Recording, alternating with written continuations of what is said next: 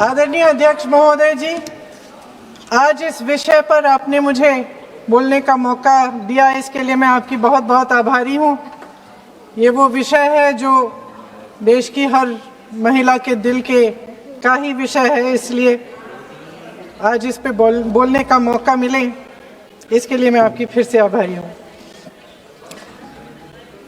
इस विषय का एक छोटा सा बैकग्राउंड बताना चाहती हूँ, क्योंकि प्रधानमंत्री महोदय जी ने अपने भाषण में काफ़ी जिक्र किए कि किसने रोका, कैसे रोका, 30 सालों से कैसे ये निर्णय रोका गया। तो इसका बैकग्राउंड ये है, मेरे सत्ता पक्ष के साथियों को शायद ये बात पसंद नहीं आएगी, लेकिन इसका ऐतिहासिक बैकग्राउंड ये है कि इसकी शुरुआत भी नेहरू नाम के एक व्यक्ति ने ही किया। लेकिन घबराइए नहीं, ये वो नेहरू नहीं है जिनसे आप इतना कतराते हैं। ये उनके पिताजी मोतीलाल नेहरू जी ने एक रिपोर्ट तैयार की थी 1928 में, और उस प्रतिवेदन को उन्होंने कांग्रेस पार्टी की कार्य समिति को दिया था। वो एक समिति के अध्यक्ष थे, उसमें उन्होंने 19 मूल अधिकारों की सूची बनाई थी।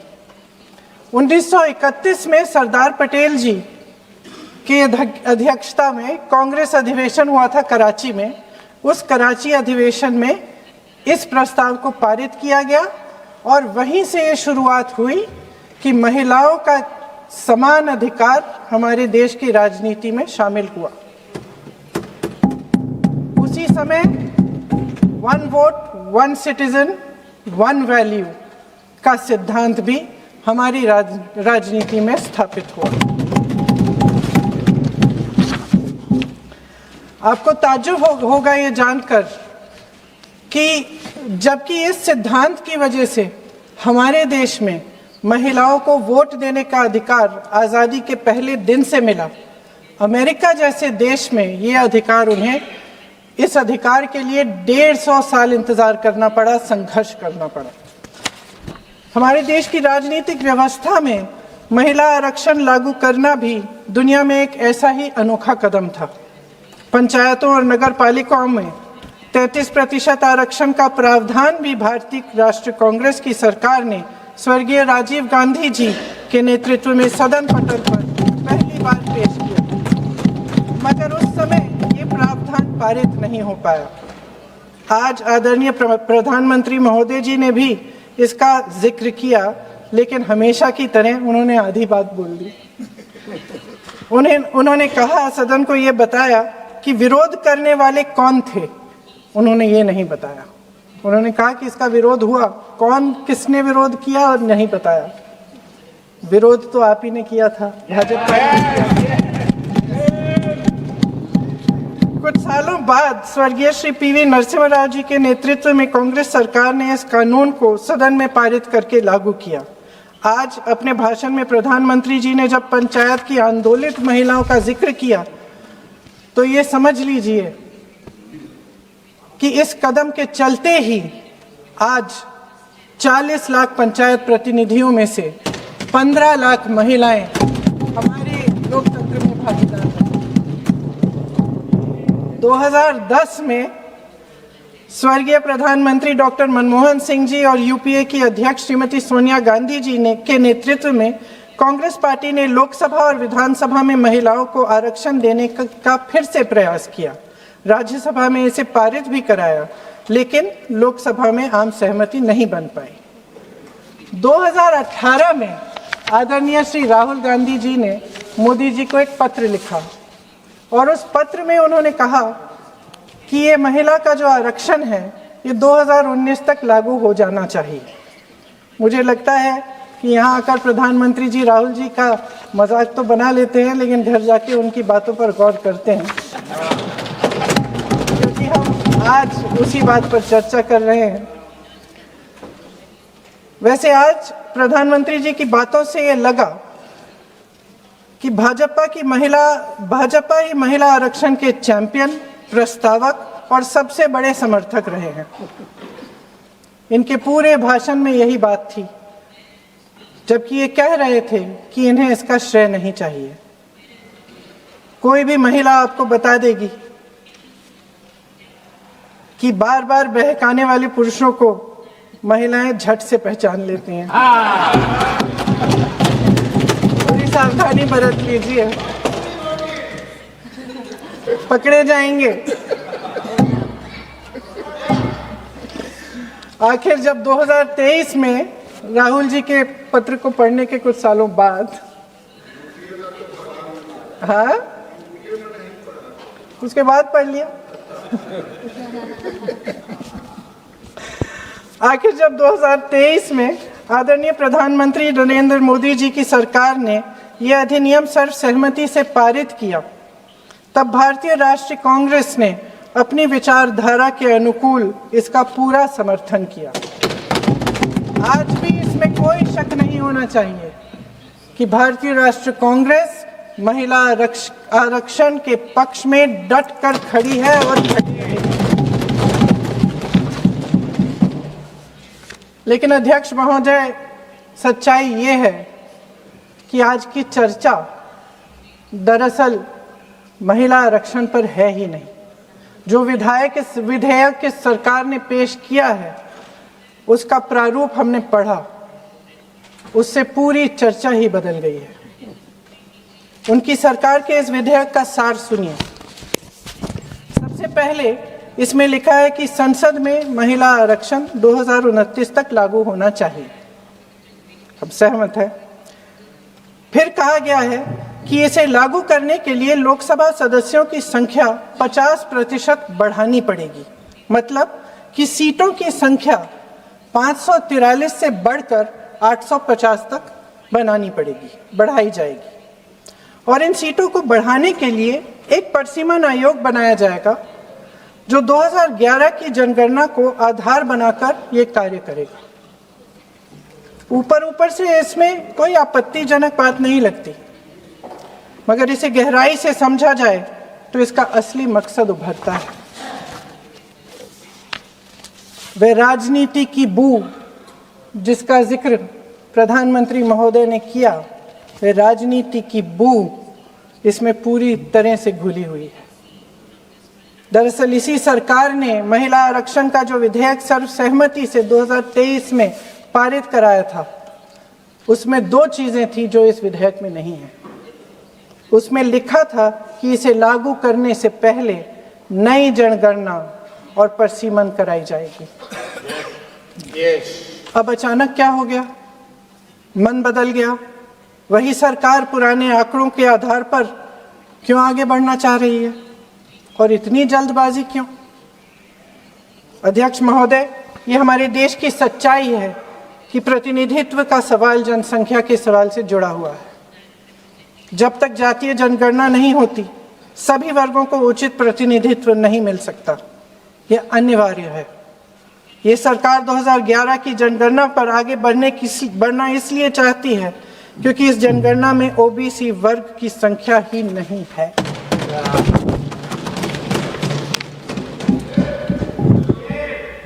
आज प्रधानमंत्री महोदय ने बड़े हल्के में बोल दिया कि इस वर्ग और उस वर्ग के बारे में हम बाद में देख लेंगे। कौन सा इस वर्ग, कौन सा उस वर्ग? ओबीसी वर्ग की बात कर रहे थे कि हम बाद में ही देख लेंगे इसके बारे में। ये हल्के में नहीं लेना चाहिए अध्यक्ष महोदय। एक बहुत बड़ी संख्या है, एक पूरे वर्ग का परिश्रम है, एक पूरे वर्ग का संघर्ष है।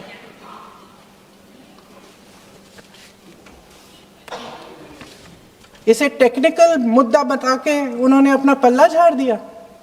हम इनकी मांग कर रहे हैं, हम इनकी ज़रूरतों को आगे कर रहे हैं, हम कह रहे हैं कि इनको भी अपना हक मिलना चाहिए, और प्रधानमंत्री जी ने उसको एक टेक्निकल मुद्दा बता दिया। हमारे प्रधानमंत्री महोदय किस बात से घबरा रहे हैं? इसी बात से ना कि जब नई जनगणना होगी तो इस ओबीसी वर्ग के असली आंकड़े निकलेंगे और उसमें पता चलेगा कि ये वर्ग कितना मजबूत है, कितना बड़ा है, और उसके हक को कोई नकार नहीं पाएगा। 2011 की जनगणना को परसीमन का आधार बनाकर प्रधानमंत्री जी ओबीसी वर्ग की ये हक छीनना चाहते हैं। उनके साथ एक बहुत बड़ा अन्याय करने जा रहे हैं। अध्यक्ष महोदय, कांग्रेस पार्टी कभी नहीं होने देगी। हमारा संविधान सबका है, ये देश एक एक देशवासी का है। किसी एक का हक छीनकर इसे नहीं चलाया जा सकता। इस विधेयक में सिर्फ यह अभाव नहीं है, एक और खतरनाक अभाव है। संसद का 50% विस्तार प्रस्तावित है, लेकिन इसके लिए कोई ठोस प्रक्रिया के बारे में एक भी शब्द नहीं लिखा है। आश्चर्य की बात यह है कि इतने बड़े परिवर्तन के नियम क्या होंगे, कैसे किया जाएगा, इसके बारे में पूरे विधेयक में एक भी शब्द नहीं है। महोदय, संसद में भारत के हर प्रदेश की भागीदारी 1971 में निश्चित तौर पर तय की गई थी और इसमें परिवर्तन लाने पर रोक लगाई गई थी, लेकिन इस विधेयक के तहत ये सब बदलने जा रहा है। आदरणीय प्रधानमंत्री महोदय जी और उनके अन्य मंत्रियों के खोखले आश्वासनों के बावजूद यह निश्चित है कि संसद में प्रदेशों के वजन का परिवर्तन किया जाएगा। हमारे लोकतंत्र की व्यवस्था में इतने बड़े परिवर्तन के लिए पूरी प्रक्रिया बनी हुई है, मगर इनकी योजना यही है कि प्रक्रिया को नकारा जाएगा। जिस तरह असम में इन्होंने मन चाहे सीटों को काटा पीटा, विपक्षी दलों के नेताओं की सीटों का विभाजन किया और अपने राजनीतिक फायदे के लिए नई सीमाएं बनाई, उसी तरह ये पूरे देश में इसका मतलब ये है कि परसीमन आयोग में सरकार द्वारा चुने गए 3 जने इस पूरे देश के प्रदेशों का वजूद, देश के लोकतंत्र में उनकी भागीदारी और उनका महत्व तय करेंगे। लोकतंत्र को खत्म करने की शुरुआत तो इस सरकार ने चुनाव आयोग, न्यायपालिका, मीडिया और अन्य संस्थाओं पर अपना पूरा दबाव डालकर शुरू कर ही लिया था, मगर अब लोकतंत्र पर खुला वार होने जा रहा है। अगर ये विधेयक पारित होता है तो समझ लीजिए कि इस देश में लोकतंत्र खत्म हो जाएगा। अध्यक्ष महोदय, मौजूदा सरकार एक बार फिर इस देश की जनता की आंखों में धूल झोंकने का काम करके देश की अखंडता पर बहुत बड़ा हमला कर रही है। एक तरफ महिला आरक्षण की बड़ी बड़ी बातें, तो दूसरी तरफ गुप्त रूप से ओबीसी वर्ग का हक छीना जा रहा है और कुछ प्रदेशों की ताकत कम करके लोकतंत्र की धज्जियां उड़ाकर अगले चुनाव के लिए अपनी पार्टी की मजबूती का ढांचा बनाया जा रहा है। हंस रहे हैं गृह मंत्री जी, हंस रहे हैं। पूरी योजना बना रखी है। चाणक्य आज अगर जिंदा होते तो वो भी चौंक जाते आपकी राजनीतिक कुटिलता में।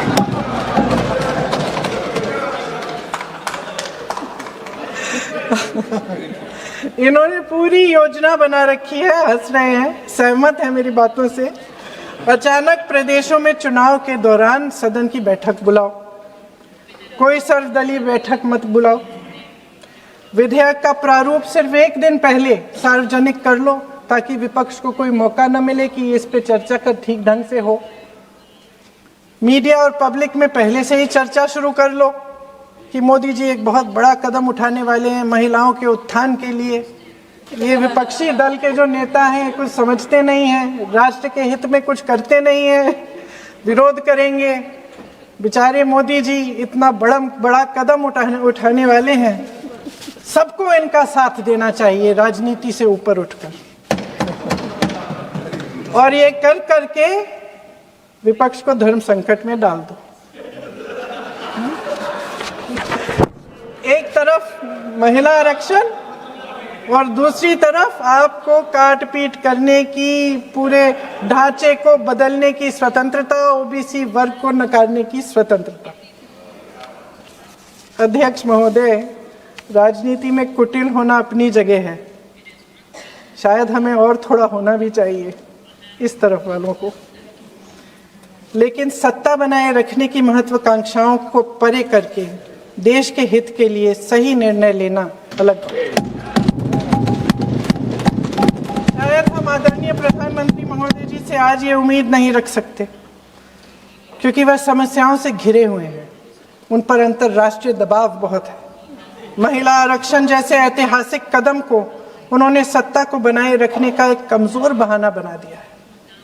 जाति जनगणना को नकारते हुए एक ऐसी संसद बनाना चाहते हैं जिसमें सिर्फ अभिव्यक्ति और चर्चा का ही अभाव नहीं होगा, बल्कि पिछड़े वर्गों और प्रदेशों की समानता का भी अभाव होगा।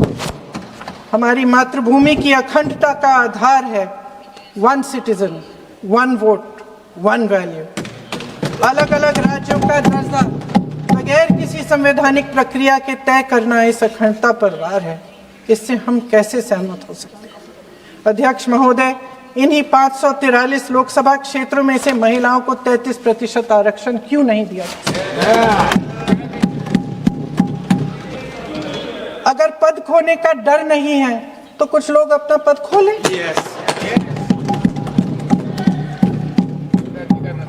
इसी में से SC ST का जो दर्जा है, SC ST में महिलाओं का आरक्षण 33% हो जाए, 1/3 आरक्षण हो जाए, OBC का भी उचित आरक्षण हो जाए, आज पारित हो सकता है।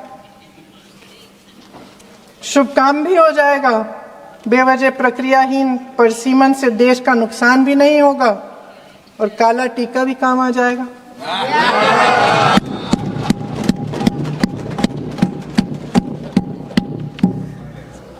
सदन की सर्वसहमति से देश के इतिहास में एक महत्वपूर्ण कदम उठाने पर आदरणीय प्रधानमंत्री महोदय जी का नाम भी लोकतंत्र का गौरवमय पन्नों में लिखा जाएगा। अध्यक्ष महोदय, आज मेरी बहुत सारी बहनें यहाँ बैठी हैं, सदन की चर्चा देख रही हैं। हम चाहे बड़े शहरों में रहती हों या छोटे कस्बों में, गांव में, चाहे पढ़ी लिखी हों, कभी भी सभागृह की गैलरी की चर्चा नहीं करते सदन में।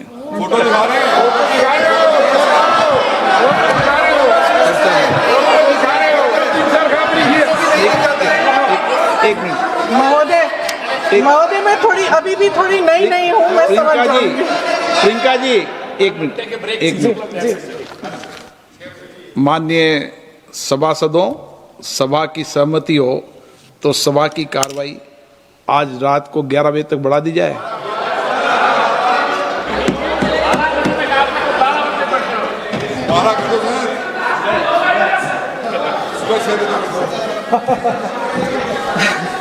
अध्यक्ष महोदय, हम चाहे बड़े शहरों में रहती हों या छोटे कस्बों और गांवों में, चाहे पढ़ी लिखी हों या हमने अवसरों की कमी का सामना किया हो, महिलाएं ही अपने समाज का बोझ अपनी दृढ़ता और मजबूत इच्छा शक्ति से अपने कंधों पर उठाती हैं।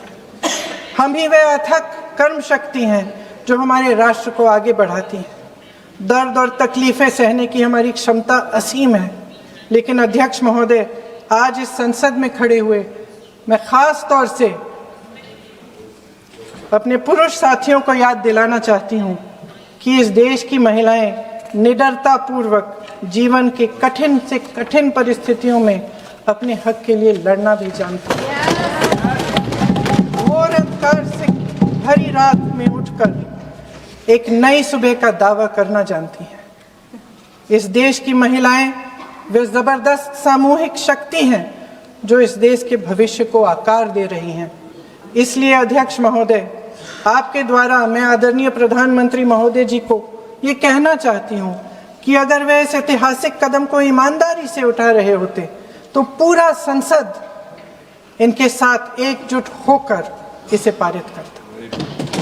लेकिन देश की महिलाओं के नाम पर इस देश के बुनियादी ढांचे, इसकी अखंडता के साथ खिलवाड़ करने की कोशिश ने इस विधेयक का मकसद ही बदल डाला है।